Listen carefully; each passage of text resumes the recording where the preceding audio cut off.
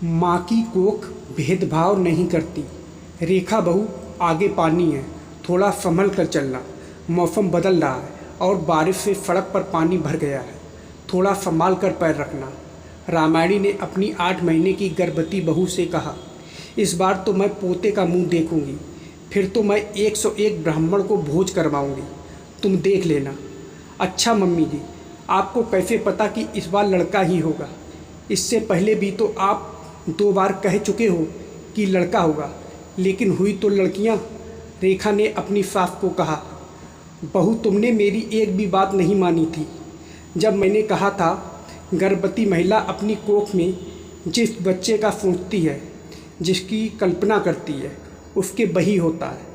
तुमने कभी लड़के का सोचा ही नहीं, तो लड़का कैसे होगा? मुझे देखो, जब मैं गर्भवती थी तब हर बार मैंने लड़के का सोचा, और फिर आज मैं 2 बेटों की माँ हूँ। तभी मम्मी जी आप मेरी दोनों बेटियों को पसंद नहीं करती। आज तक आपने उनको दादी का वो प्यार नहीं दिया। वो भी आपके बेटे से ही हुई हैं और मेरी कोख से ही पैदा हुई हैं। जब हम दोनों पति पत्नी बेटियों को इतना प्यार करते हैं, उस पर जान छिड़कते हैं, तो फिर ये बेटा बेटी का फ़र्क क्यों?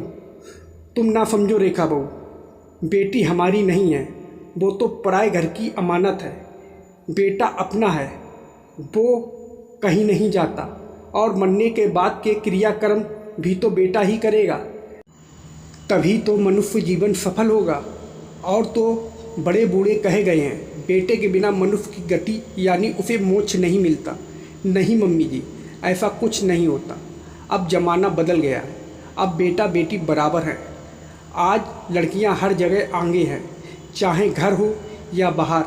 अब लड़के भी लड़कियों की तरह ही नाचते हैं, कथक करते हैं।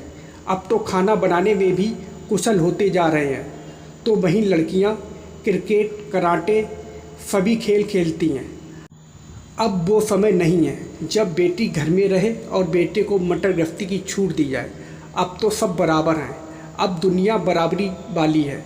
अब बेटा बेटी मिलजुल कर सारे कर्तव्यों को निभाते हैं, तो आगे अपने अपने साथियों के साथ अपने घर बाहर की जिम्मेदारियों को भली भांति पूरा करते हैं। रही बात क्रियाक्रम की, तो आज ये कार्य भी बेटियां कर रही हैं।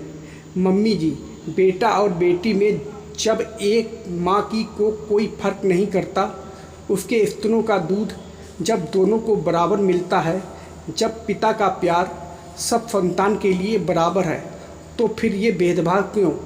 क्या धरती, आकाश, सूरज, पानी आदि कोई भेदभाव करते हैं? सबको समान रूप से अपनी सेवा देते हैं, तो हम इंसान इतना भेदभाव क्यों करते हैं? बेटी बेटा एक समान, इनको 2 बराबर का मान, तभी बनेगी दुनिया बराबरी वाली।